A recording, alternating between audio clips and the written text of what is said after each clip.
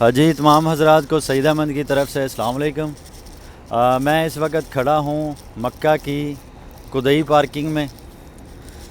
ये वो पार्किंग है जहाँ पर पूरे शहर मक्का से तमाम होटलों पे से जो बसेस आती हैं, जो शटल सर्विसेज आती हैं, वो आकर यहाँ पर हाजियों को उतारती हैं और यहाँ से फिर ये जो पीले रंग की बसें हैं ये हाजियों को लेकर हरम की तरफ जाती हैं। यहाँ पे मैं एक बात सबसे रिक्वेस्ट करना चाहता हूँ, स्पेशल हज वो लोग जो अपने बुज़ुर्ग वालदैन को हज पर भेज रहे हैं, सर आप अगर तो आखिरी दिन तक अपने बुज़ुर्गों को गाड़ी में बैठाते हैं और घर के दरवाज़े के सामने गाड़ी पे जाकर उतार देते हैं और उनको ज़िंदगी में या कम अज़ कम आने से पहले बसों पर चढ़ने का, बसों में खड़े होने का और बसों के लिए इंतज़ार करने की प्रैक्टिस नहीं है, तो मेरे ज़ाती ख्याल के मुताबिक आप उनके साथ ज़्यादती कर रहे हैं। क्योंकि हज के जो 40 दिन का जो सफ़र है उन्होंने इन्हीं बसों पर सफ़र करना होता है और इन्हीं बसों में से दिन में 4-5 दफ़ा उतरना भी है, बैठना भी है, इंतज़ार भी करना है, खड़े भी होना है, गर्मी का मौसम भी होता है, बर्दाश्त भी करना है। तो इसलिए मैं रिक्वेस्ट करता हूँ कि हज के सफ़र में आने से पहले उनकी ये प्रैक्टिस आप ज़रूर करवाएँ। यहाँ पर सबसे मेन बात एक ये होती है कि मुख्तलिफ़ होटल, मुख्तलिफ़ एरिया और मुख्तलिफ़ डिस्ट्रिक्ट से और मुख्तलिफ़ सेक्टर से, मैं यहाँ पे सेक्टर का लफ्ज़ इस्तेमाल करूँगा क्योंकि जो भी हज पे लोग आते हैं उनको सेक्टर का नाम दिया जाता है। तो तमाम सेक्टर की बसेस यहाँ पे आके उतारती हैं और जो होटल की बिल्डिंग का जो नंबर होता है एक हाजी का, उसकी बिल्डिंग का नंबर भी बस के ऊपर लिखा जाता है।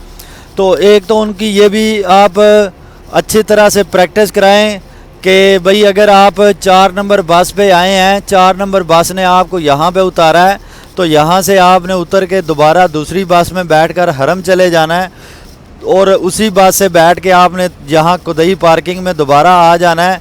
तो आपको ये पता होना चाहिए कि मेरा जो सेक्टर है, मेरा जो एरिया है बस का, मेरे होटल का, मेरी बिल्डिंग का, वो मैं किस नंबर की बस पे आया था, ताकि मैं उसी नंबर की बस पे वापस बैठूंगा तो मैं अपने होटल पहुंचूंगा। तो इस चीज़ की प्रैक्टिस जो है ये करवा के उनको आएँ। यहाँ पर रश भी होता है, यहाँ पर लाइनें भी लगती हैं, यहाँ पर बस का इंतज़ार भी करना पड़ता है, मौसम भी गर्म होता है। तो इस चीज़ की अवेयरनेस, इस चीज़ की प्रैक्टिस ये होना बहुत ज़रूरी है। हज के दौरान ज़्यादातर बल्कि 70% ये जो वाली पार्किंग है ये इस्तेमाल की जाती है। ये बहुत बड़ी पार्किंग है और यहाँ पे तकरीबन 70% हाजियों का जो रूट है वो यही रूट होता है। यहाँ से आके उन्होंने उतर के हरम में बस की बैठ पे तो हरम जाना होता है नमाज़ें अदा करने के लिए और फिर वहाँ से बैठ के यहाँ पे आके तो अपनी बिल्डिंग्स में जाना होता है। यही वो बसेस हैं जो 5 ज़िलहज को बंद हो जाती हैं। शटल यही वो शटल है। शटल का मतलब ये है कि एक ख़ास मदार में 24 घंटे चलते रहना। तो ये जो बसें हैं जो हरम की तरफ जाती आती हैं ये 24 घंटे चलती रहती हैं और ये एक ख़ास ट्रैक पर ही चलती हैं, तो इसीलिए इनको शटल कहा जाता है। तो चलते हैं, मैं अभी एक बस पे बैठता हूँ और इंशाल्लाह मैं क्लॉक टावर की तरफ जाता हूँ, तो वहाँ का जो स्टॉप है वो भी आपको दिखाता हूँ। हज के हवाले से एक और बात कर दूँ कि कुछ सेक्टर ऐसे होते हैं जिनकी बस उनकी बिल्डिंग से लेकर डायरेक्ट हरम की तरफ जाती है, तो फिर भी हरम से आगे कितना पैदल चलना होता है, किस स्टॉप पे उतरना होता है, इंशाल्लाह उसकी भी मैं मुकम्मल गाइडेंस आपको दूँ।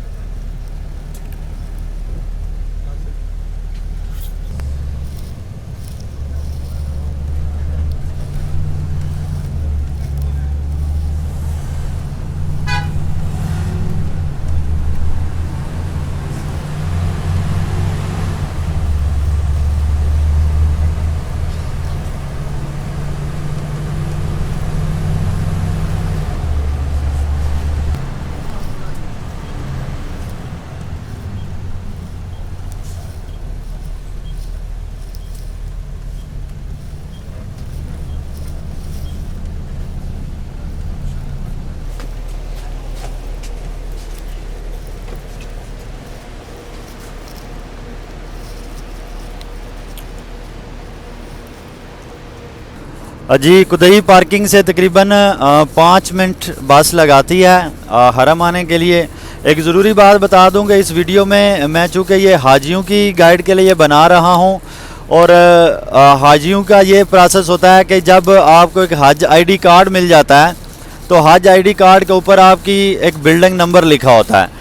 अब बिल्डिंग नंबर 101, 201, 301, 401, 501, 601, 701, तो ये जितने बिल्डिंग नंबर होते हैं ये 3 डिजिट में होते हैं और 3 डिजिट में जो सबसे पहले वाला डिजिट होता है उसका मतलब ये है कि आपका सेक्टर कौन सा है। अब हर सेक्टर से हरम के चारों अतराफ में बस स्टॉप हैं, ठीक है। जैसे मैं इस वक्त जिस बस स्टॉप पे खड़ा हूँ ये क्लॉक टावर की बैक साइड पे है बस, ठीक है। ये क्लॉक टावर है, ये इसके बिल्कुल पीछे का ये स्टॉप है और यहाँ पे जितनी सारी बसेस आ रही हैं ये सारी कुदई के स्टॉप से आती हैं। इसके अलावा एक ये ऊपर भी स्टॉप है, वो एक दूसरे एरिए दूसरे रोड से आती हैं। उनमें उस स्टॉप से हरम जाने के लिए एक लहदा रास्ता है, इस स्टॉप से हरम जाने के लिए लहदा रास्ता है। इसी तरह हाजियों के रिलेटेड एक अलगसा बस स्टॉप होता है, एक जरवल बस स्टॉप होता है। तो यहाँ पे जो समझने वाली बात है वो ये है कि जिस तरह आपके कार्ड पे 3 डिजिट बिल्डिंग लिखा हुआ है उसका जो पहला डिजिट है वो ये जाहिर करता है कि आपका सेक्टर कौन सा है। तो हर सेक्टर से जो बस आती है वो मुख्तलिफ स्टॉपों पे आती है। ऐसा हो सकता है कि 1, 2, 3, 4 सेक्टर की जो बसेस हैं वो इस स्टॉप पे आती हूँ जो क्लॉक टावर के पीछे है। 3, 4, 5 सेक्टर की जो बसेस हैं वो अलगजा बस स्टॉप के पे आती हूँ। तो ये आप जब फर्स्ट टाइम अपने होटल में आते हैं और पहली दफ़ा आप जिस बस में बैठकर जिस स्टॉप पर आते हैं आपने ये मेक श्योर करना होता है कि आप अपने सेक्टर के मुताबिक जो आपको बस स्टॉप मेंशन किया गया है हरम में उम्रा अदा करने के बाद भी आप उसी सेक्टर पे के बस स्टॉप पे जाएंगे और उसी अपने सेक्टर की बस नंबर पे ही बैठकर अपने होटल में जाएंगे। अब यहाँ से मैं अभी क्लॉक टावर वाले स्टॉप पे हूँ लेकिन मैं आया तो वो ऊपर वाले स्टॉप पे था लेकिन मुझे पता नहीं चला, मैं नीचे आ गया। अब यहाँ से मैं बस पे बैठकर जिस बिल्डिंग में जाऊँगा वो मेरी बिल्डिंग नहीं है, वो उसमें मेरा सामान नहीं है, वो उसमें मेरा कमरा नहीं है। इसलिए आपने ये सेक्टर का और अपने बस स्टॉप का ये अच्छी तरह से नशीन कर लेना है ताकि आप जिस सेक्टर की या जिस बस से या जिस स्टॉप पे आगे हरम में उतरे थे उसी स्टॉप से बैठकर अपने ही सेक्टर की बस और अपने ही नंबर की बस पे बैठकर आप वापस अपने होटल में जाएंगे। यहाँ पे एक और बात कह देता हूँ कि जो व्हील चेयर होंगे जिनके पास, ठीक है, तो इन बसेस में व्हील चेयर को अकोमोडेट किया जाता है। व्हील चेयर को इसके डेक में रखा जाता है और फिर यहाँ पे आके उतारा भी जाता है। तो इसलिए व्हील चेयर वालों के लिए परेशानी का मसला नहीं है। तो अब आगे मैं आपको बताता हूँ कि ये जो क्लॉक टावर के बैक साइड पे जो पार्किंग है जब यहाँ पे आप उतरेंगे तो आगे आपको कितना टाइम लगेगा जाने में। देखिए यहाँ से भी हरम तकरीबन 400 मीटर है और वो जो ऊपर बस स्टॉप है नज़र आ रहा है आपको वहाँ से भी तकरीबन 400-500 मीटर है, अलगज़ा से भी 500-700 मीटर है। तो ये तमाम स्टॉप जो होते हैं ये हरम के चारों तरफ में मौजूद होते हैं और इनका फासला होता है हरम से। वक़्त से पहले आएँ ताकि नमाज जो आपने अदा करनी है। अब हज के जो सफ़र में जो 35-40 दिन 30 दिन जिसके होंगे तो वो क्या करेगा, वो यहाँ पे आके रोज़ाना मस्जिद आया करेगा, अपनी नमाज अदा करेगा और फिर वापस चला जाएगा। तो इसलिए ये है कि टाइम से पहले आएँ ताकि नमाज जो है वो मस्जिद हरम के अंदर आपको पढ़ने के मिले। ऐसा नहीं है कि यहाँ पे बस से उतरे और देखा कि जमात हो रही है और ये रास्तों में ही जाए नमाज डाले और नमाज अदा की। नहीं, जो मुख्तस रास्ते हैं, जो मुख्तस औकात हैं, उन औकात से वक़्त से पहले आएँ और मस्जिद के अंदर नमाज अदा करें। क्लॉक टावर वाली जो पार्किंग है उसमें ये जिग-जैग इन्होंने बनाए होते हैं, यहाँ पे लाइनें लगी होती हैं। मैं इसलिए पहले भी कह चुका हूँ कि अगर आपने बुज़ुर्गों को प्रैक्टिस नहीं करवाई तो ये आप उनको यहाँ पे लाचारगी की हालत में छोड़ेंगे। इसलिए हज के सफ़र में आने से पहले उनकी बसों पर बैठने की, बसों से उतरने की और बसों में इंतज़ार करने की, लाइन में खड़े होने की, बर्दाश्त करने की प्रैक्टिस खुद भी करके आएँ और उनको भी करवा कर भेजें। यहाँ पे हज के दिनों में क्या होता है कि बाज़ दफ़ा 15-15, 20-20 मिनट यहाँ पे लाइन में खड़ा करना पड़ता है और तब जाके आपकी बारी आती है। तो ये मैं क्लॉक टावर के बिल्कुल नीचे से यहाँ से एंटर हो गया हूँ और सामने मुझे बोर्ड नज़र आ रहा है अल हरम।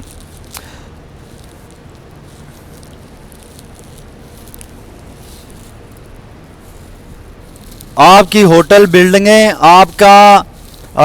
आपके बस स्टॉप, हरम के रोड, यहाँ पर मेन जो कंपनियां हैं वो 3 है। एक मोबाइली है, एक जेन है, एक एसटीसी है।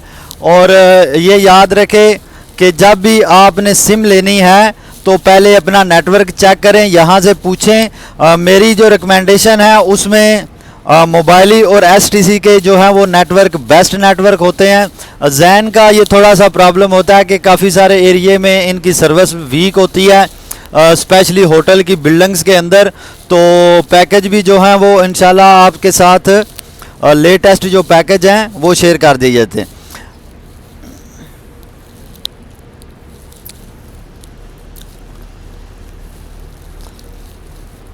अब मैं क्लॉक टावर की बेसमेंट के नीचे जो रास्ता है वहाँ से मैं हरम की तरफ जा रहा हूँ और आपको भी इसी रास्ते से और यहीं से गुज़र के जाना पड़ेगा। यहाँ पे फैंस नहीं हैं, हवा नहीं है, लाइनें लगी होंगी, रश होगा। तो मैं रिक्वेस्ट करता हूँ कि सर अपनी एक्सरसाइज और अपनी पानी की स्टोरेज अपने साथ रखें और इंतज़ार और बर्दाश्त करने की प्रैक्टिस जो है वो करके आएँ। अच्छा, क्लॉक टावर की जो बेसमेंट है वो ख़त्म हो चुकी है, ये आपको ऊपर नज़र आ रहा है। और मैं इस वक्त जिस जगह पे पहुंच गया हूँ यहाँ पे सिर्फ और सिर्फ उन हजरात के लिए जो मैसेज है, ये गाइडेंस है कि जिनके पास व्हील चेयर होगी, जिनके साथ मरीज़ होंगे, वो क्या करेंगे कि यहाँ से राइट साइड पे हो जाएंगे और ये उनको एलिवेटर नज़र आ रहा है। मैंने सिर्फ का लफ्ज़ इसलिए इस्तेमाल किया कि ये जो आपको डिवाइडर नज़र आ रहे हैं, यहाँ पे डिवाइडर लगे होते हैं और सिक्योरिटी वाले खड़े होते हैं। ये 2 एलिवेटर्स लगी हुई हैं। अगर आपके साथ बुज़ुर्ग हैं, आप मरीज़ हैं, आपसे ज़्यादा चलने नहीं हो रहा और आपसे ये सीढ़ियाँ भी चढ़ने नहीं हो सकती, तो फिर आप यहाँ से ही राइट साइड में जाएंगे और इन एलिवेटर से आप ऊपर चले जाएंगे। व्हील चेयर है आपके पास तो मैं कोशिश करता हूँ, लेकिन याद रहे व्हील चेयर से बंदे को एलिवेटर से लेके चढ़ने और उतरने का एक मखसूस तरीका है। अब जब तक अगर आपको उस तरीके की प्रैक्टिस नहीं है तो सर आप ये गलती नहीं करेंगे, वरना जो व्हील चेयर पे बैठा हुआ है उसके लिए नुकसान का बायस बनेगा। तो यहाँ से आपको अगर सिक्योरिटी वाला जाने दे रहा है तो यहाँ से आप व्हील चेयर वाले लेके ऊपर चले जाएंगे। जैसे मैंने पहले भी बताया कि वीडियो में जो भी चीज़ें हैं वो मोस्टली हाजियों के रिलेटेड हैं जो हज पर आएंगे। तो जैसे ही क्लॉक टावर की ये बेसमेंट ख़त्म होती है तो राइट साइड में हमें नीचे से ही 3 नंबर वाशरूम का दरवाज़ा मिल जाता है जो जेंट्स का दरवाज़ा है। तो अगर आप हरम में जाने से पहले आपने वज़ू करना है तो आप ऊपर जाने की बजाय यहाँ से ही आप 3 नंबर वाशरूम के अंदर दाखिल हो जाएंगे वज़ू करके। तो वज़ू खाने के अंदर से ही आप एलिवेटर लेकर ऊपर हरम में चले जाएंगे। लेफ़्ट साइड में जो 4 नंबर वाशरूम है उसका भी दरवाज़ा नीचे है जो कि लेडीज़ का वाशरूम है। 4 नंबर लेडीज़ का है और 3 नंबर जेंट्स का है। तो अगर वज़ू करना है तो यहाँ से ही आप वज़ू करके अंदर से ही ऊपर चले जाएंगे। लेकिन यहाँ इसमें एक और भी बात है कि अगर आपके साथ फैमिली है, आपके साथ लेडीज़ है और आप जेंट्स हैं, आप यहाँ पे अंदर चले जाते हैं, वो इधर से ऊपर चले जाते हैं, तो आप लोग तो गुम हो जाएंगे। तो इसके लिए मैं आपको गाइडेंस में यही कहता हूँ कि पहले दिन जब आप अपने होटल में आते हैं, अपने होटल का रास्ता, स्टाफ की मालूमात, बिल्डिंग के नंबर, उनको दोनों मियाँ बीवी अच्छी तरह समझ लें कि अगर खुदा न खास्ता यहाँ पे आके कि आपको किसी का वेट करते करते या रास्ता भूलने से आप गुम हो जाएं, तो मंजिल मिलने की जो है वो यही होनी चाहिए कि भाई वो भी होटल आ जाएगा, मैं भी होटल चली जाऊंगी। तो ये चीज़ें वुज़ू के लिहाज से यहाँ पे हैं। उसके बाद ये आपको सीढ़ियाँ नज़र आ रही हैं, इन्हीं सीढ़ियों से चढ़कर आप ऊपर हरम चले जाएंगे।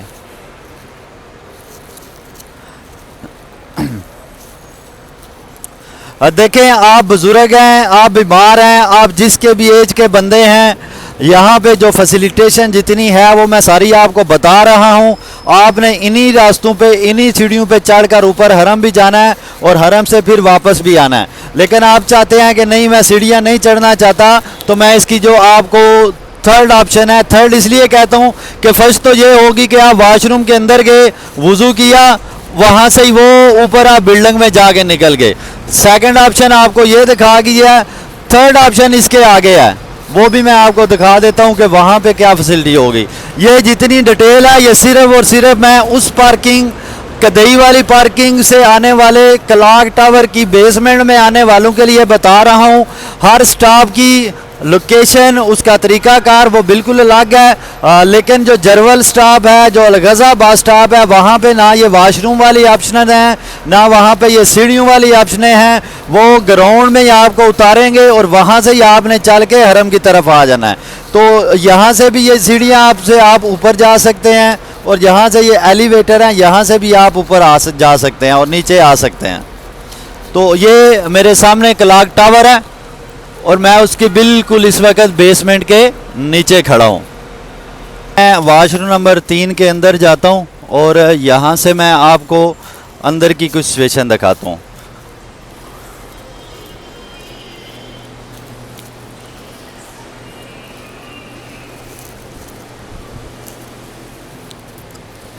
ये थोड़ी सी सीढ़ियाँ आप ऊपर चढ़ेंगे, और ये जो 3 नंबर वाशरूम है ये भी डबल स्टोरी है।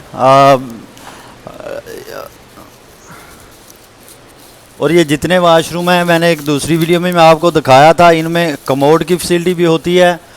2-4 ऐसे होते हैं जिनमें कमोड होता है। और ये देखें, जैसे ही मैं 3 नंबर वाशरूम के अंदर दाखिल हुआ हूँ, बिल्कुल साथ ही जो है ये एलिवेटर में जब नज़र आ जाते हैं। तो यहाँ से आप वज़ू करके, वाशरूम भी यहाँ पे फैसिलिटी है, वज़ू की फैसिलिटी है, तो यहाँ से आप एलिवेटर के ज़रिए या ये मैनुअल सीढ़ियाँ भी आप चढ़कर ऊपर जा सकते हैं। तो जितने भी वाशरूम डबल स्टोरी होते हैं उनमें से जाने का, घूमने का जो है वो मैंने आपको तरीका एक और वीडियो में बताया। अब मैं ऊपर चढ़ा, राइट साइड में मैं टर्न हो गया। इसी तरह जब आप ऊपर से नीचे आएंगे तो भी राइट लेफ़्ट टर्न करके निचले फ्लोर में चले जाएंगे। अब मैं चूँकि नीचे से ऊपर जा रहा हूँ, ये देखें, ये मैं इस वक्त 3 नंबर वाशरूम में हूँ, तो यहाँ से मैं ऊपर जा रहा हूँ। ये 3 नंबर वाशरूम की मैं ऊपर वाली सतह में आ गया हूँ।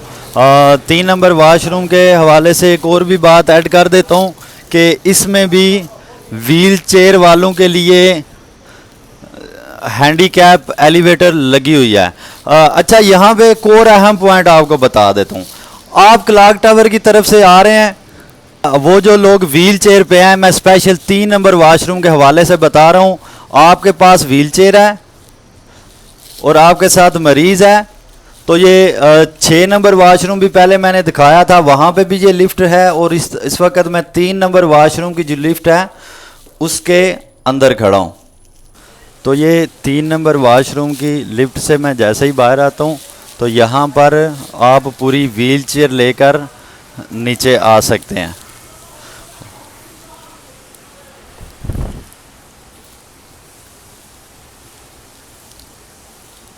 आप जब भी आएंगे, आप मदीना में और मक्का में आके सबसे पहले अगर आपके साथ व्हील चेयर में पर्सन हैं तो आप चेक कर लेंगे कि भाई आपका कौन कौन सा वाशरूम है जिसमें पूरी की पूरी व्हील चेयर जो है वो वाया लिफ्ट ऊपर नीचे जाती है।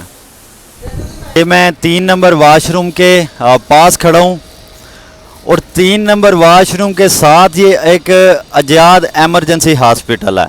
उम्रे या हज के दौरान अगर आपको किसी किस्म की एमरजेंसी, देखें एमरजेंसी को समझें, अगर एमरजेंसी कंडीशन बनती है तो फिर आप ये 3 नंबर वाशरूम के साथ जो हॉस्पिटल है यहाँ पर आके चेकअप करवा सकते हैं। अब वैसे खांसी है, बुखार है, दवाई लेनी है जिसको आप ओपीडी बोलते हैं, तो ये ओपीडी नहीं है, ये एमरजेंसी हॉस्पिटल है।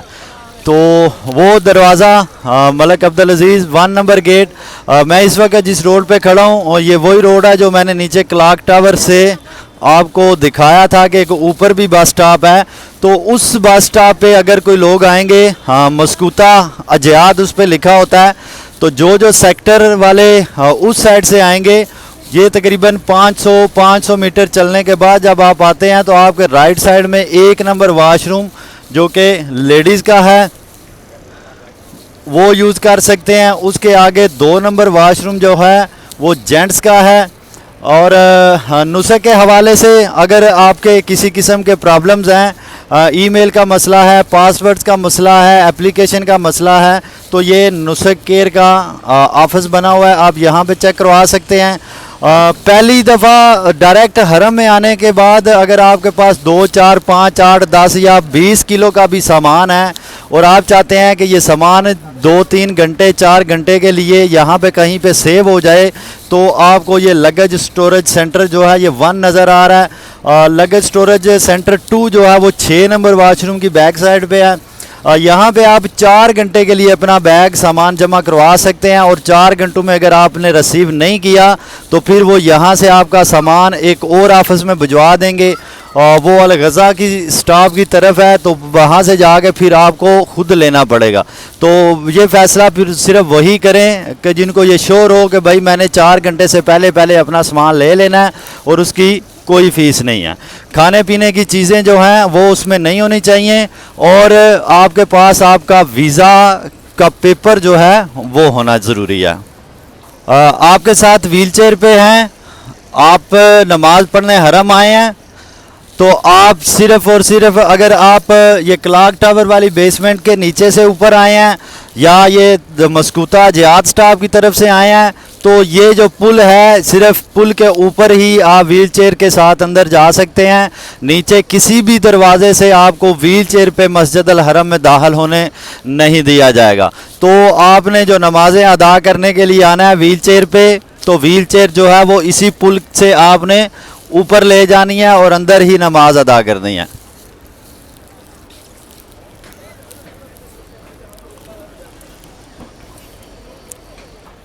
देखें ये आपको नज़र आ रहा है कदई बस स्टेशन, तो ये वही जो सीढ़ियाँ मैंने आपको नीचे से ऊपर आने के लिए दिखाई थी, ये वही सीढ़ियाँ हैं जो आप उतर कर वापस नीचे जाएंगे।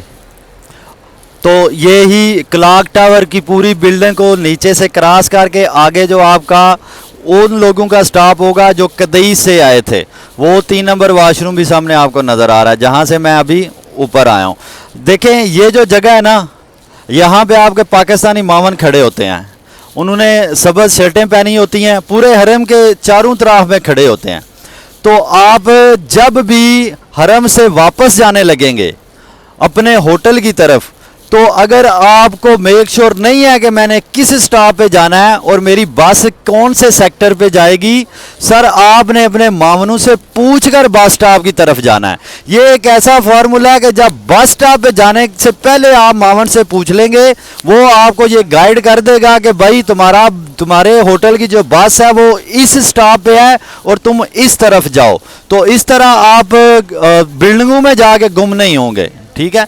अब अभी एक और अहम चीज़ वो मैं आपको बताता हूँ कि भाई आपने नमाज कहाँ पे पढ़नी है। मुझे बहुत अफसोस होता है कि लोग लेट आते हैं, वो 1-1 किलोमीटर पीछे सड़कों पे जाए नमाज डाला और वहाँ से ही नमाज अदा करनी शुरू कर दी। एक ये चीज़ है कि ये आप इस तरह के थैले लेके आ सकते हैं, ये वैसे जहाँ से भी 5 रियाल का मिल जाता है। ये सिर्फ आप आबे ज़मज़म यहाँ से भर के अपने होटल में ले जाएं और होटल में जो आप पिएं वो भी आप आबे ज़मज़म ही पिएं।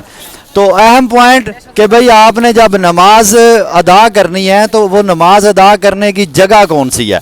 एक तो ये मैं जिस शहर में घूम रहा हूँ, ये यहाँ पे वो लोग नमाज अदा करेंगे, जो जागेंगे तो सबसे पहले कमरे में सबसे पहले जागेंगे, लेकिन उन्होंने नहाना आखिर पे है और आखिरी बस में आना है। जब आखिरी बस में आएंगे तो आगे जब यहाँ पहुँचेंगे तो जमात शुरू है, जमात खड़ी है, तो क्या करेंगे, जिस कोने कुदरे में जगह मिली जाए नमाज डाला वहाँ पे नमाज पढ़ ली।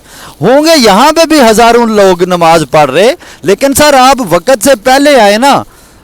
वो 8 नंबर वाशरूम जो है वो भी जेंट्स का, 4 नंबर और ये जो 5 नंबर है ये दोनों लेडीज़ के वाशरूम है। तो सर आप वक़्त से पहले आए ना, और मैं आपको 2 जगह बताता हूँ। एक तो ये होगी, ये जो हरम से बाहर जो जितनी जगह है ये जगह तैयार की जा रही है नमाज के लिए, एक तो आप यहाँ पे नमाज पढ़ेंगे, ठीक है। दूसरा ये जो बिल्डिंग आपको नज़र आ रही है ये 88, 89, ये 90, ये 91 दरवाजे ये सारे ऊपर हरम में जाते हैं। इनके नीचे अब ये वो 89 दरवाज़ा है, यहाँ से आप अंदर जाएंगे, यहाँ से आप ऊपर जाएंगे। लेकिन कब जाएंगे, अगर वक़्त से पहले आएंगे, अगर अंदर से जगह फुल अभी नहीं हुई तो फिर आप यहाँ पे आएंगे। तो इसलिए टाइम से आएँ, वक़्त पे आएँ, 2-2, 3-3 नमाजें हरम के अंदर अदा करके फिर होटल में जाएं। तो अब आपको मैं स्पेशल एक ये जो 91 के हवाले से एक बात बताना चाहता हूँ। ये 2nd फ्लोर पे भी जाती है और ये लास्ट में छत पर भी जाती है। तो छत पर जाने का और ये एलिवेटर को यूज़ करने का तरीका जो है वो मैं आपको दिखाता हूँ कि ये टोटल 4 एलिवेटर्स हैं। इन चारों एलिवेटर्स में एक चीज़ ये, शुरू करने से पहले या तवाफ शुरू करने से पहले वुज़ू जो है वो शर्त है, ठीक है।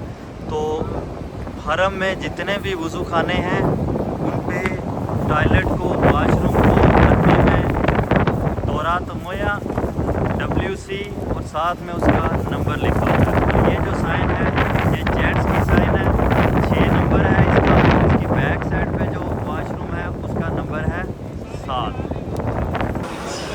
मक्का और मदीना के किसी भी वाशरूम में जाने के लिए आपके पास 2 ऑप्शन होती हैं, एक ये सीढ़ियों वाली और दूसरी ये एलिवेटर वाली।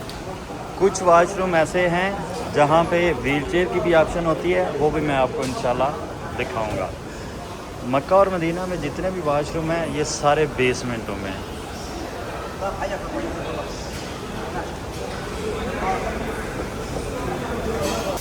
जैसे ही आप नीचे बेसमेंट में आते हैं वाशरूम में तो आपको ये सबसे पहले वुज़ू की जगह मिल जाती है, ठीक है। यहाँ पे आप बैठेंगे और इस तरह से आप वुज़ू करेंगे।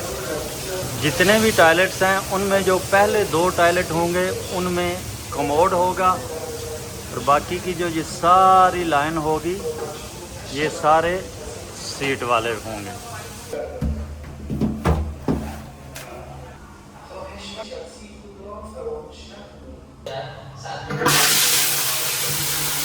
कुछ वाशरूम इतने बड़े बड़े हैं कि उनमें इतनी क्वांटिटी के वुज़ू और इतनी ही क्वांटिटी पे वाशरूम और टॉयलेट बने होते हैं। और जो टॉयलेट वाशरूम 2-2, 3-3 फ्लोर पे मुश्तमिल है उनको भी मैं आगे जाके आपको तरीका बताऊंगा कि वो जो नीचे आप जिस जगह से आ रहे होते हैं वहाँ से घूम के आप दोबारा पीछे जाके तो निचले वाले फ्लोर में जा सकते हैं।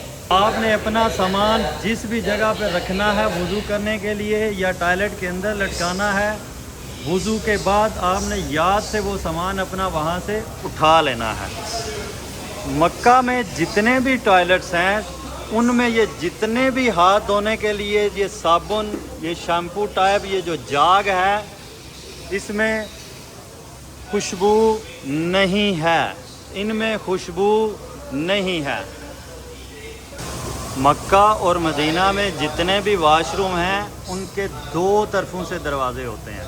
ये बहुत बड़ी गलती लोग करते हैं और बाद में गुम हो जाते हैं। देखें आप आए तो उस दरवाजे से थे लेकिन आपको अंदर आके नीचे आके समझ नहीं लगी और अब वापस आप निकल गए हैं उस दरवाज़े से। लेकिन जिनको आपने इंतज़ार के लिए उस वाले दरवाज़े पे खड़ा हुआ था वो आपको ढूंढते रहेंगे और आप उनको ढूंढते रहेंगे। तो इस बात का खास ख्याल रखें कि आप जिस साइड से दाखिल हो रहे हैं उसी साइड से आपने वापस भी जाना है। मैं इस वक्त मौजूद हूँ मक्का के वाशरूम नंबर 6 के अंदर और ये लिफ्ट जो है, मैं अब नीचे हूँ, वापसी पे आपको दिखाता हूँ। लेकिन जब 6 नंबर वाशरूम मक्का में, उसमें व्हील चेयर वाले हैं आपके साथ, उसी व्हील चेयर को लिफ्ट से आप नीचे लेके आएंगे और लेफ़्ट साइड में मुड़ते ही साथ आपको ये 3-4 वाशरूम ऐसे नज़र आएंगे जिनके अंदर पूरी की पूरी व्हील चेयर दाखिल हो जाती है। तो इसी तरह फ़ारग हो के वाशरूम से आप इसी लिफ्ट से व्हील चेयर लेकर वापस चले जाएंगे।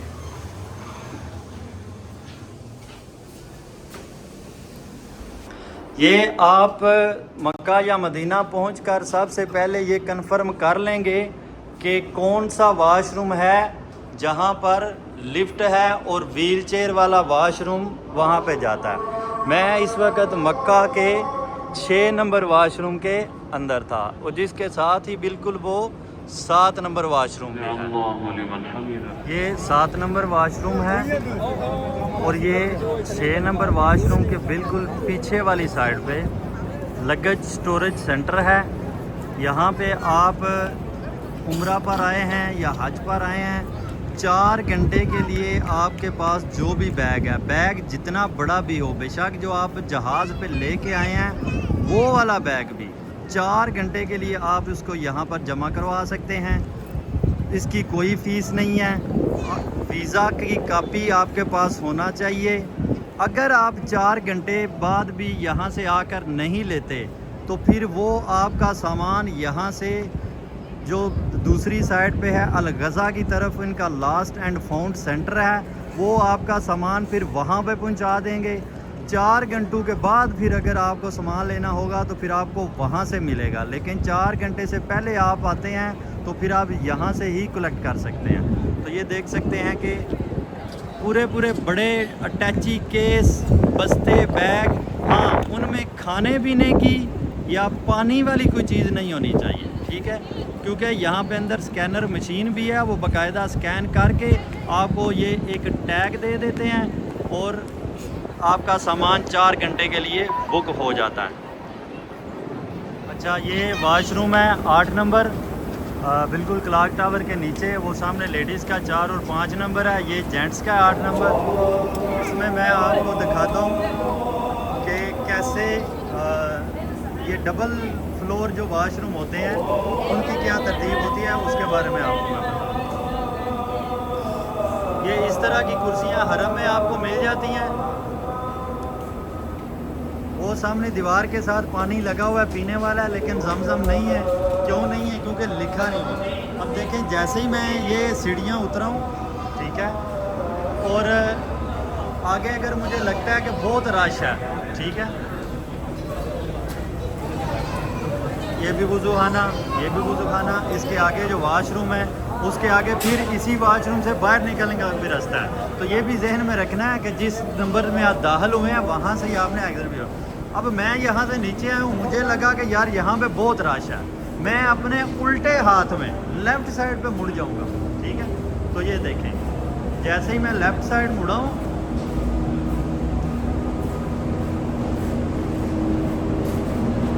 आगे जाके मैं फिर लेफ़्ट मुड़ गया हूँ। फिर लेफ़्ट मुड़ने के साथ मुझे एक और एलिवेटर, एक और सीढ़ी नीचे नज़र आ गई, ठीक है। यही पैटर्न मदीना शरीफ के वाशरूम का भी होता है कि अगर आपको ऊपर वाले फ्लोर में रश है तो बजाय ऊपर आधा घंटा अपनी बारी का इंतज़ार करने के लिए आप इस फार्मूले पे अमल करेंगे, सीढ़ियाँ उतरेंगे, लेफ़्ट मुड़ जाएं, आगे से आपको फिर नीचे दूसरे नीचे वाले फ्लोर में आपको ले जाएगा। तो आपको सम टाइम स्पेशली हज के दौरान इस चीज़ का अंदाज़ा होगा कि भाई तमाम सारी ऊपर लाइनों में लगी हुई है, ठीक है, और नीचे सारा खाली पड़ा हुआ है, ठीक है। अब नीचे की एक और भी ट्रिक आपको बताता हूँ। नीचे अब आपको ये पहला नज़र आया, ये दूसरा नज़र आया, यहाँ पे भी लाइनें हैं, यहाँ पे भी लाइनें हैं। तो क्या आपने करना है, आप इसके लास्ट वाले में चले जाएं, आप आखिर में जाएं, तो आखिर वाली लाइन जो है वो बिल्कुल खाली पड़ी होगी। तो इस चीज़ का हज के दौरान स्पेशली या उम्रे का जो सीज़न होता है, जो रश होता है, उसमें इस चीज़ का ख्याल रखें, वरना आपको होगा क्या, अभी तो ये खाली पड़े हैं, लेकिन इतनी ही जगह में कम अज़ कम ये एक वाशरूम है ना, तो इसके पीछे 5 बंदे इंतज़ार कर रहे होंगे, ठीक है। तो वो बारी बारी फिर चलेंगे। तो ये जो फार्मूला है, ये वाशरूम की सबसे नीचे वाली सतह में आने का जो है फार्मूला आपके ये इसलिए फ़ायदेमंद साबित होगा कि आपको रश नहीं मिलेगा। और आप अगर एमरजेंसी में हैं तो पहले तो वो जब फूक पड़ जाए उससे भी 20 मिनट पहले उठ जाएं, जिस चीज़ ने वाशरूम जाना है या वज़ू बनाना है। लेकिन फिर भी अगर ऐसी सूरत हाल में आप एमरजेंसी में आते हैं, आपको ऊपर रश मिलता है, तो आप ये बिल्कुल नीचे बेसमेंट्स में आ सकते हैं। अच्छा, एक अहम बात सिर्फ उन लोगों के लिए जो अल गज़ा की साइड से, जो सफ़ा मरवा की साइड से आएंगे लेकिन उनके पास व्हील चेयर है। मैंने पहले काफ़ी दफ़ा ये बताया है कि अगर आपके पास व्हील चेयर है तो आप ये पुल को इस्तेमाल करते हुए सेकंड फ्लोर पर जाएंगे, ठीक है। लेकिन एक जगह मैं आपको दिखा रहा हूँ कि आप अल गज़ा बस स्टॉप की तरफ से आए, आपके पास व्हील चेयर है और आपने 10, 15, 20, 25 दिन जब यहाँ पे रहना है तो आपने नमाज़ें अदा करनी हैं। तो आप उस फ्लोर के ऊपर, इस पुल के ऊपर अगर नहीं चढ़ेंगे तो ये पुल के साथ साथ आप नीचे आ जाएं। तो यहाँ पे मैं आपको एक दरवाज़ा नंबर दिखा देता हूँ। ये पुल आपको नज़र आ गया, दरवाजे का नंबर भी मैं आपको बताता हूँ। अल गज़ा बस स्टॉप से आए, हरम की तरफ आए, ये पुल के साथ साथ नीचे आए। अब आपने करना है उम्रा अदा, और उम्रा अदा करने के लिए अगर तो आपके साथ व्हील चेयर हैं और आपने सेकंड फ्लोर पे जाना है, तो ये जो बिल्डिंग आपको नज़र आ रही है, ये अल सलाम गेट 19 नंबर, ये निशानी याद रख लें। ये आगे 17 नंबर बाब अली गेट है, 17 नंबर है इसका। और इसके साथ ये एलिवेटर जो है, इलेक्ट्रिक एलिवेटर जो है, ये ऊपर हरम के तमाम फ्लोरों पे जाते हैं। तो अगर आपके पास व्हील चेयर है तो मैं आपको दिखाता हूँ, यही बाब अली 17 नंबर दरवाजे के जब थोड़ा सा आप आगे जाएंगे तो मैं आपको लिफ्ट दिखाता हूँ कि आप लिफ्ट से आपके साथ व्हील चेयर है और आप वाया लिफ्ट कैसे ऊपर जाते हैं। मतलब आप पुल के ऊपर नहीं चढ़ना चाहते, आप नहीं ज़ोर लगा के ऊपर व्हील चेयर को चढ़ा सकते, तो फिर आप इस जगह को इस्तेमाल करके व्हील चेयर से ऊपर नीचे आ जाएंगे। तो ये पहले दिन जब उम्रा अदा करने के लिए आप आएंगे तो भी ये इस्तेमाल करेंगे, और बाकी के दिनों में जब आप नमाज़ें अदा करने के लिए हरम में आते हैं तो तब भी आप ये रास्ता इस्तेमाल करेंगे। एक और अहम बात कि हरम के चारों तरफ में जो इस तरह की जो बिल्डिंग्स कोने जो आपको नज़र आएंगे, ये सारे के सारे कोने जो हैं ये एलिवेटर्स हैं, इलेक्ट्रिक एलिवेटर्स। तो ये पुल के नीचे आपको ये निशान भी एक नज़र आ गया, ये मैं आपको निशान देगा, और यहाँ से सिर्फ वो व्हील चेयर वालों को ऊपर जाने देंगे। वैसे जो इसके अंदर इलेक्ट्रिक बने हुए हैं एलिवेटर्स हैं, आप उन इलेक्ट्रिक एलिवेटर से भी ऊपर जा सकते हैं। तो ये देखिए, ये व्हील चेयर के लिए लिफ्ट ओपन हो गई है। मैं अल गज़ा बस स्टॉप की तरफ से आया हूँ और मेरे पास व्हील चेयर है। अच्छा, ये व्हील चेयर पे भी देख लें, जो 4 नंबर है वो उस पे आप व्हील चेयर के लिए मुख्तस है। अच्छा देखें, व्हील चेयर के लिए उन्होंने जो फ्लोर मुख्तस किया हुआ है वो आपने 4 नंबर बटन दबा देना है और यहाँ से नंबर देख लेना है। क्योंकि एक यहाँ पे मिसअंडरस्टैंडिंग भी ये हुई कि जैसे ही दरवाज़ा खुला तो सामने फ्लोर तो 3 लिखा हुआ था, लेकिन नहीं, जो व्हील चेयर का आप जब बटन दबाएंगे तो वो फ्लोर 3रा ही होगा, लेकिन ये फ्लोर है जो वो व्हील चेयर के लिए मुख्तस। तो ये दरवाज़ा अभी तो फ़िलहाल बंद है, लेकिन ये बाद में दरवाज़ा शायद खुलेगा। तो ये सिर्फ उम्रा करने के लिए जो लोग आएंगे वो इस रास्ते को 4 नंबर को यूज़ करेंगे। इसके अलावा जब आपने पढ़नी होगी तो नमाज के लिए आप ऊपर में से किसी भी फ्लोर पे जा सकते हैं। ये मैंने 1 प्रेस किया था, तो ये मुझे मज़ीद आपको बताता हूँ कि मैं इस वक्त 3 नंबर फ्लोर पे हूँ। तो अगर आपने नमाज अदा करनी होगी तो आप 3 नंबर पे आएंगे, ठीक है। ये वही सफ़ा मरवा की जो सेकंड फ्लोर है, ऊपर वाला फ्लोर, जहाँ से व्हील चेयर वाले बाहर से आके तवाफ़ करते थे, ये मैं अभी उस फ्लोर पे आ गया हूँ। तो ये नमाज के टाइम पे भी तो आप नमाज के लिए इस जगह को इस्तेमाल कर सकते हैं। विच लिफ्ट का मैंने जो है वो तीसरा फ्लोर 3 नंबर बटन दबाया था, और ये 3 नंबर वही है जो पुल के ऊपर है, यानी जब आप पुल चढ़ के ऊपर आएंगे तो समझें कि आप ये 3 नंबर पे आएंगे। तो इसी तरह की जो ये एलिवेटर्स हैं, ये मैंने पहले भी बताया कि जब नमाज का टाइम होगा तो ये सारी ऊपर आएंगी, जब नमाज ख़त्म होगी तो ये सारी नीचे जाएंगी, जब नमाज का वक़्त नहीं है तो फिर ये आधी ऊपर जाएंगी और आधी नीचे जाएंगी। तो फाइनल डायरेक्शन जो ये है वो व्हील चेयर के वालों के लिए कि अगर आपने उम्रा अदा करना है तो आप 4 नंबर को प्रेस करेंगे या 3 नंबर को प्रेस करेंगे और आप व्हील चेयर के साथ ये ऊपर वाले फ्लोर में आ जाएंगे। तो वो कौन लोग? वो वाले लोग जो अल-गज़ा की तरफ से आ रहे होंगे। और यहाँ पे वीडियो में काफ़ी सारी कन्फ्यूजन आपको लग रही होगी बेसिकली, क्योंकि मैंने ये सारा पहले चेक नहीं किया और साथ साथ में मैंने वीडियो बनाई और साथ साथ में चेक भी करता गया हूँ। लेकिन ये है कि 3, 4 जो हैं ये दोनों फ्लोर जो हैं ये व्हील चेयर के लिए ही हैं। अच्छा, अभी मैं 6 नंबर पे आया हूँ और 6 नंबर वाला जो 4th फ्लोर है ये भी सारा नमाज के लिए और सही के लिए है। तो बहरहाल मैंने आपको एक फार्मूला बता दिया है, ठीक है। आप खुद से आके एक दफ़ा चेक कर लेंगे कि कौन सा फ्लोर है, एक दफ़ा विज़िट करें ताकि जब अगले आने वाले दिनों में होंगे तो भी मैं 7 पे जाता हूँ, देखते हैं कि 7 और 8 पे क्या है।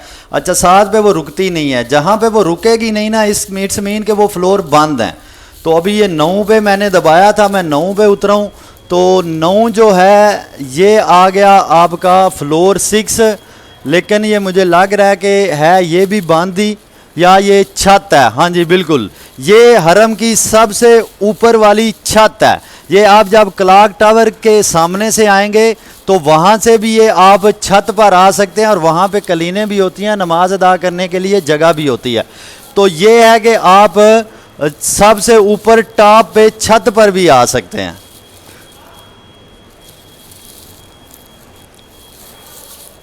अच्छा जी, ये साइड जो है वो अल-गज़ा बस स्टॉप वालों की है और यहाँ पे एक ये स्टॉप है, इसको कहते हैं महबस जिन का स्टॉप। जब आप हज के दौरान तवाफ़ ज़ियारा करने के लिए आते हैं तो तब आप यहाँ पे ही आते हैं। आप मेरी तवाफ़ ज़ियारा वाली वीडियो देखें तो इस पे मैं बाकायदा चल कर मैंने वो पूरी वीडियो बनाई हुई है। तो जब तवाफ़ ज़ियारा करने के लिए आप यहाँ पे आते हैं तो फिर आपने इस साइड पे जाना होता है और ये हरम की ये साइड जो सफ़ा मरवा के बाहर वाली साइड है उसको इस्तेमाल करना है। अच्छा जी, एक अहम चीज़ मैंने ज़ाती तौर पर तो आज तक इस चीज़ की मुखालफत ही की है। वो क्या किया है कि जब भी आप उम्रे और हज पर आते हैं तो फ्री फ्री फ्री फ्री, मैंने आज तक ये मैं पिछले 18 साल से ये पहली दफ़ा मेरी कि मैं इस फ्री पॉइंट को हाईलाइट कर रहा हूँ, ठीक है। मैं हाईलाइट करने से पहले दोबारा कहता हूँ कि भाई अगर आप परमानेंट व्हील चेयर पे हैं तो आप अपनी व्हील चेयर अपने साथ लेकर आएँ, लेकिन अगर एमरजेंसी में आपको ज़रूरत पड़ जाती है तो आप यहाँ पर आ जाते हैं, तो यहाँ से आप फ्री व्हील चेयर ले सकते हैं। लेने के लिए आपने अपना वीज़ा इनको जमा करवाना है, वीज़े का पेपर इनको जमा करवाना है और ये आदाब और अखलाक और इत्तफाक और वादे और मौत के ये मुताबिक है कि आपने व्हील चेयर वापस भी करके जानी है, ठीक है। ऐसा नहीं है कि आपको व्हील चेयर चाहिए थी, आपने अपनी साथ भी नहीं लाए, आपने आके ख़रीदी भी नहीं है और यहाँ से आपने व्हील चेयर ले ली। तो सर ऐसा नहीं है, टेम्परेरी यूज़ के लिए आप यहाँ से व्हील चेयर लेंगे, इस्तेमाल करेंगे और अखलाकी तौर पर उसको वापस भी करेंगे। ये जो इलेक्ट्रिक के पॉइंट्स हैं मैंने बताया था कि जहाँ जहाँ पर भी पुल होगा उसके पास आपको ये इलेक्ट्रिक व्हील चेयर जो हैं जो पैसे लेते हैं उनकी फ़ीसेस भी होती हैं। तो आपको फैसिलिटी कहाँ पे मिलेगी? जहाँ जहाँ पर भी पुल होगा, ठीक है। तो हरम में 3 जगह ऐसी हैं जहाँ से पुल ऊपर जाते हैं, तो पुलों के पास आपको ये इलेक्ट्रिक वाली फैसिलिटी जो है वो मिल जाती है। अब मेरा मुंह जो है वो अल-गज़ा स्टॉप की तरफ है और यहाँ पे आप देख सकते हैं कि आपको ये तीरों के निशान भी नज़र आ रहे हैं। ठीक है, अल गज़ा बार बार मैं इसलिए कह रहा हूँ कि हमारे चूँकि हज के लिए मैं स्पेशली वीडियो बना रहा हूँ, तो हज के हवाले से वीडियो जो है वो उसमें गज़ा बस स्टॉप बहुत इस्तेमाल होता है। और दोबारा से ये कहता हूँ कि जब भी आपने अपने बस स्टॉप की तरफ जाना है तो सबसे पहले अपने पॉइंट को समझकर फिर चलना शुरू करें। ऐसा नहीं है कि बस स्टॉप तो आपका क्लॉक टावर के नीचे था और आप आ गए अल गज़ा की तरफ। अब यहाँ से अल गज़ा और क्लॉक टावर के दरमियान तकरीबन 1 किलोमीटर का फासला है। तो 1 किलोमीटर चलने से पहले हरम में ही फ़ैसला करें कि भाई मेरी साइड कौन सी है। तो ये महबस जिन वाला स्टॉप है, अगर आने वाले वक्त में ये इस्तेमाल होता है तो आप इसको ज़हन में रख लें। वो सामने एक लगेज स्टोरेज नंबर 3 भी है। 1 जो है वो 1 नंबर वाशरूम के पास, 2 जो है वो 6 नंबर वाशरूम के पास, ये लगेज स्टोरेज 3 जो है ये अल गज़ा वाली साइड पे है। अगर आप 4 घंटे के लिए अपना सामान यहाँ पे छोड़ते हैं तो 4 घंटे से पहले पहले आपने उस सामान को वापस भी लेना होता है। अल गज़ा की तरफ से जब आते हैं तो ये 9 नंबर वाशरूम जो है ये जेंट्स का वाशरूम है और इसके साथ ही दूसरा तरफ लेडीज़ के लिए भी वाशरूम है। तो ये रोड है, ये रास्ता है अल गज़ा की तरफ जाने के लिए। ये अल गज़ा की ही तरफ लास्ट एंड फाउंड।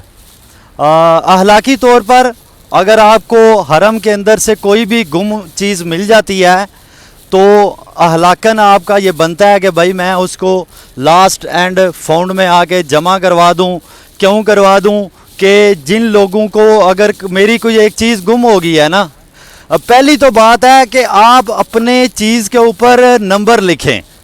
मैं अल्हम्दुलिल्लाह मेरे बच्चे यहाँ पे रहे हैं, मैं 3 महीने लगातार रोज़ाना हरम में आता था बच्चों को लेके। मैंने बच्चे की गर्दन के ऊपर अपना मोबाइल नंबर लिखा होता था और जितनी दफ़ा भी वो आगे पीछे हुआ है ना, मुझे लोगों ने फ़ोन करके बोला यार तुम्हारा बच्चा इधर मिला है। तो अल्हम्दुलिल्लाह 3 महीनों में 2 दफ़ा ऐसा हुआ। एक दफ़ा जो है वो वाइफ का मोबाइल गुम हो गया, लेकिन उसके ऊपर भी मैंने नंबर लिखा हुआ था। मुझे कॉल आ गई कि भाई ये मोबाइल मिला है तुम्हारा, आके लेके जाओ। मैं गया, उसी वक्त ले आ गया। एक दफ़ा मेरा बेटा गुम हो गया, वो जब उसको मिला तो उसने देखा कि यार इसकी गर्दन के पीछे ये कॉलर पे स्टिकर पता नहीं क्या लगा हुआ है। उस बंदे ने वो स्टिकर को देखा, उसके ऊपर मेरा नंबर लिखा हुआ था। उसने मुझे कॉल की, मुझे बोला यार ये अपना बेटा लेके आओ। और यकीन करो मैंने पहले भी आपको ये जितनी ऑप्शनें बताई हैं ना गुम होने के लिए और ढूंढने वालों के लिए, तो मैं अपने बेटे के गुम पे भी परेशान नहीं हुआ था। मैंने बोला कोई टेंशन नहीं, आगे पीछे हो गया ना रश में, अभी फ़ोन आ जाएगा। और अल्हम्दुलिल्लाह फ़ोन आया। तो इसलिए मैं कहता हूं कि यहाँ पे जो बुज़ुर्ग भी हैं जो आ रहे हैं, सर अपने घर वालों के किसी ना किसी के यहाँ के नंबर आपके पास होना बहुत ज़रूरी है। नंबर के बगैर जो है वो रब्ता करना ही बहुत मुश्किल है। एक ये सैलून है 360, शुरू में भी आपने देखा होगा कि क्लॉक टावर के नीचे भी मैंने दिखाया था। तो ये सफ़ा मरवा की बैक साइड पे भी ये सैलून है, लेकिन सैलून का जो फार्मूला है वो यही है कि भाई आप अपने होटल में जाकर हलक करवाएंगे। अब ऐसा नहीं है कि एक बंदे का बस स्टॉप तो क्लॉक टावर की साइड पे है और वो गज़ा वाली साइड पे आ जाए टेंट करवाने के लिए, और एक बंदे का जो होटल है, जो बस स्टॉप है वो गज़ा की साइड पे है और वो यहाँ पे वो उमरा तो सबका गज़ा वाली साइड पे ही होगा। लेकिन अब वो क्या करे जी, वो टेंट करवाने के लिए क्लॉक टावर चला जाए। भाई नहीं, आपकी जो भी बिल्डिंग है आप कोशिश करें कि हलक वहाँ से जाकर करवाएं।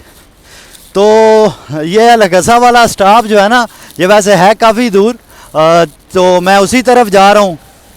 हाँ, ये वाला पुल निशानी है अल गज़ा स्टॉप की कि यहाँ से जब आप आएंगे तो इस पुल के नीचे से गुज़र कर वो आगे हरम जाएंगे, और जब वापस आएंगे तो वहाँ से गुज़र कर वापसी पे इसी पुल के नीचे से समझ लें कि हरम और अल गज़ा बस अड्डे के दरमियान में ये पुल है।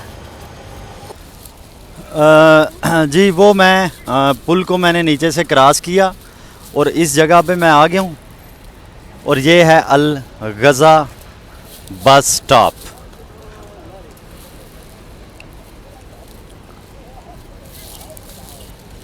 भाई साहब दूर है, एक्सरसाइज करके आएँ। हज के जो दिन आपने यहाँ पे गुजारने हैं, अगर आपका सेक्टर इस साइड पे है कि आपका गज़ा बस स्टॉप बन जाता है, तो ये आपके लिए जाने और आने में काफ़ी तकरीबन मेरे ख़्याल से 800 मीटर तो बड़े आराम से बन जाता है। तो तरीक़ाकार वही इसका जो मैंने पीछे क्लॉक टावर का स्टॉप दिखाया था कि यहाँ पर आके बसें उतारती हैं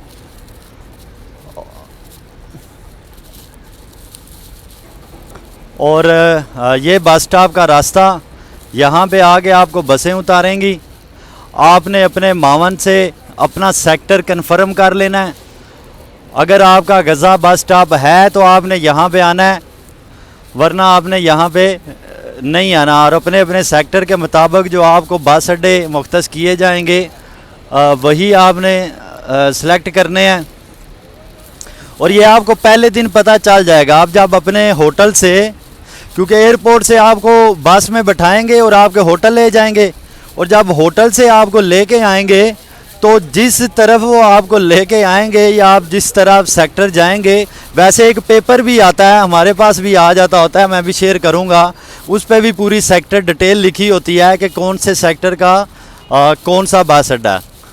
अच्छा जी, एक और अहम काम कि आप मक्का में आ गए हैं, आपने उम्रा कर लिया है, लेकिन अब आपने फिर उम्रा करना है, ठीक है।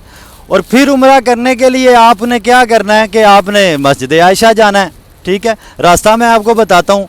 तो मस्जिद आयशा जाने के लिए या मस्जिद जोराना जाने के लिए या ज़ियारात पे जाने के लिए जो बसेस हैं जिनको मक्का बस कहते हैं, मैं इस चीज़ को अभी नहीं बताता कि वो आपके लिए हाजियों के लिए फ़्री होगी या नहीं होगी। इसके अलावा दूसरों के लिए तो फ्री नहीं है, ठीक है। अगर हाजियों के लिए वो फ्री होती है तो वो वक़्त आने पर मेरे से पहले आपको ही पता चल जाएगा। जब आप बस में बैठेंगे तो वो बोलेगा कि टिकट दो, आप बोलेंगे मैं हाजी हूँ, वो बोलेगा कोई मसला नहीं, तू फद्दल अहलन मरहबा, तो आप बैठ जाएंगे। मैं उस स्टॉप की तरफ जा रहा हूँ जो मक्का बस का स्टॉप है, लेकिन उससे पहले आपको एक और चीज़ दिखा देता हूँ कि मस्जिद अल जिन और अल मोल्ला सेमेंट्री, यानी कि मकबरा अल मोल्ला, और इस जो मरवा बस स्टेशन है जो मस्जिद आयशा के लिए या मस्जिद जुराना के लिए जो मक्का बस का स्टॉप है, इसको मरवा बस स्टेशन, मरवा टर्मिनल भी इसको कहते हैं। तो बात जो बताने लगा था वो ज़ियारात के हवाले से कि मक्का में जो जन्नत अल मोल्ला और मस्जिद जिन है वो भी सर इसी तरफ ही है, ठीक है। वो आगे का पुल क्रॉस करें और उसके आगे और 500-700 मीटर के फासले पे आपका जन्नत अल मोल्ला आपको नज़र आ जाएगा। किसी भी और जगह से, हाँ, मस्जिद आयशा के वाले से बात बताने लगा था। देखें, अगर आप 2-3-4 बंदे हैं, अगर 2-3-4 बंदे नहीं भी हैं ना, तो अपने घर में, अपने कमरे में आप डिसाइड करें कि भाई हम मस्जिद आयशा जा रहे हैं, कौन कौन जा रहा है। तो जो जा रहा है उनको आप अपने साथ लें और अपने होटल की बिल्डिंग से ही टैक्सी वाले को पकड़ें और टैक्सी पर जाएं, ठीक है। तो इसलिए कि आप इतना चलकर यहाँ पे आएँ और यहाँ पे भी आपको टिकट लेना पड़े, और टिकट लेके अगर 4 बंदे हैं तो इतना खर्चा तो जाने आने का हो जाएगा। बस पे भी आप जाएंगे तो उतना खर्चा, तो इससे बेहतर है कि अपने होटल की बिल्डिंग से टैक्सी पकड़ें और वहाँ पे चले जाएं। तो वैसे जितनी भी टैक्सी सर्विस होंगी, चाहे आपने ज़ियारात पे जाना है, ताइफ की ज़ियारात पे जाना है, अपने होटल्स के बाहर निकले, गाड़ी वाले को पकड़ें, उसको बताएं, बात का इत्तफाक करें और अपना सफ़र शुरू करें। लेकिन जो अल-गज़ा बस स्टॉप है, यहाँ पे भी आपको तमाम किस्म की टैक्सीज मिल जाती हैं। ले जी सर, मस्जिद आयशा के हवाले से आपको अपडेट बता दूं, और ये जो मैं आपको अपडेट दे रहा हूँ, मैं पहले भी कहता हूँ कि हमारे लोग फ्री का गर्दानते रहते हैं। आपने भी सुना होगा कि जी मक्का बस फ्री है और फिर उसकी टिकट लग गई, लेकिन फिर भी किसी ने कहा कि नहीं, जो हाजियों के लिए फ्री है। सर, मैंने यहाँ पे 3 बंदों से बात की है जो टिकट बेच रहे हैं, उन्होंने बोला है कि भाई नहीं, चाहे कोई हाजी है चाहे कोई गैर हाजी है, मक्का बस पर उसको टिकट लेना पड़ेगा। बस पे आपने सवार होना है, 4 रियाल का टिकट है, आप बस में बैठ के टिकट चेक करवा के नीचे उतर जाएं, आपकी टिकट ख़त्म हो गई है। स्टॉप से और बसों की बात करूं तो ये जो अलगज़ा का स्टॉप है, यहाँ से अगर आप मस्जिद आयशा या मस्जिद जुराना जाते हैं तो आप यहाँ पे आएंगे। मस्जिद आयशा के लिए 2 नंबर बस है, जुराना के लिए फ़िलहाल उसने बोला है कि 10 नंबर है, लेकिन अब मौसम अल हज में आप आके दोबारा से इन स्टॉपों पे एक दफ़ा चेक कर लेंगे। लेकिन एक बस जो है वो मस्जिद आयशा जाती है, उसका नंबर है 12 और वो जाती है जरवल बस स्टॉप से, और उसका टिकट है 8 रियाल सिर्फ जाने का। तो हाजी साहब, अगर एक बंदा हरम आता है और 1 किलोमीटर चल के या इस स्टॉप पे आता है तो भी उसको 4 रियाल की टिकट लेनी पड़ती है। अगर वो जरवल बस स्टॉप पे जाता है तो मस्जिद आयशा जाने के लिए उसको 8 रियाल की टिकट जाने की लेने पड़ती है।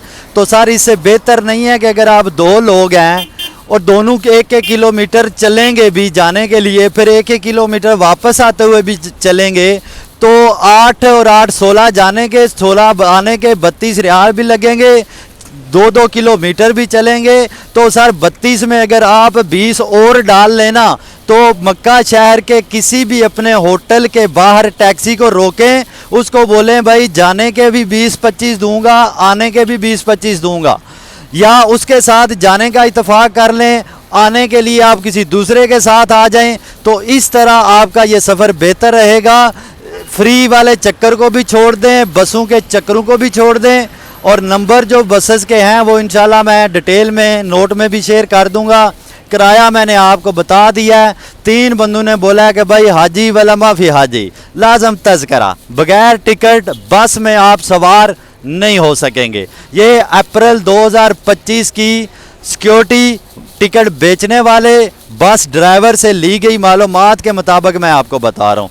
तो चलें यहाँ पे ख़त्म करते हैं। अलगज़ा बस स्टॉप का हमारा टूर हो गया, क्लॉक टावर का भी टूर हो गया, और जरवल का जो स्टॉप है वो इंशाल्लाह आप खुद करेंगे।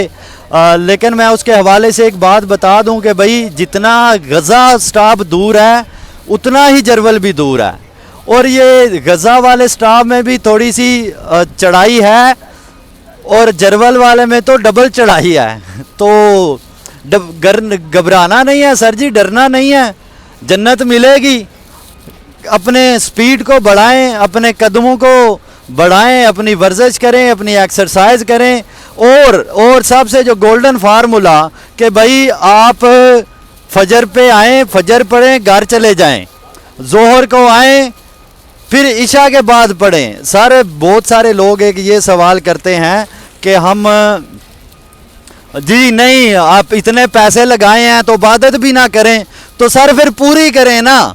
फिर ये क्या हुआ, आए नमाज पढ़ी घर भाग गए, फिर अब बस पे बैठे आए दूसरी पढ़ी फिर घर बैठ गए, घर भाग गए। तो सर इबादत फिर करनी है तो पूरी करें। एक दिन की रोटी का ही मसला है ना, दिन के खाने का ही मसला है ना। अल्लाह के राह में निकले हुए हैं और ले लें दिन का खाना अपने साथ ले लें, 2 खुबज रखें, दही का डब्बा रखें, 4 पाकिस्तान से ले आएँ। यहाँ पे होटल हैं, दिन को खाना यहाँ से खा लें। ये फ़र्ज़ तो नहीं है, गवर्नमेंट को पैसे दे दिए हैं तो होटल से ही जाके खाना है, इबादतें करनी है, सवाब हासिल करना है, आने जाने की कोफ्त से बचना है। तो थोड़ा सा खर्चा करें, थोड़ी सी कुर्बानी दें, रोज़े रखें। बहरहाल ये तो मेरे ख्याल में गुस्सा ही ना आप लोग कर जाएं, लेकिन सर नहीं, तरतीब यही है ना, गर्मी बहुत होगी, मौसम बहुत गर्म होगा हज के दौरान, तो आप तरतीब ऐसी बनाएं कि भाई आपको ना सारा दिन बसों पे धक्के खाने पड़े। आप एक दफ़ा आएँ, 3-3 नमाजें पढ़ें और फिर घर जाएं। हरम में बैठें, एसी लगे हुए हैं, बाहर जितनी भी गर्मी होगी अंदर एसी चल रहे हैं, आराम से बैठें, इबादत करें, अल्लाह अल्लाह करें, और मुझे अपनी दुआओं में याद रखिए। तो मैं सईद अहमद आपसे इजाज़त चाहता हूँ और उम्मीद करता हूँ कि आप इंशाल्लाह बातों पे अमल करेंगे और मेरे लिए दुआएं भी करेंगे।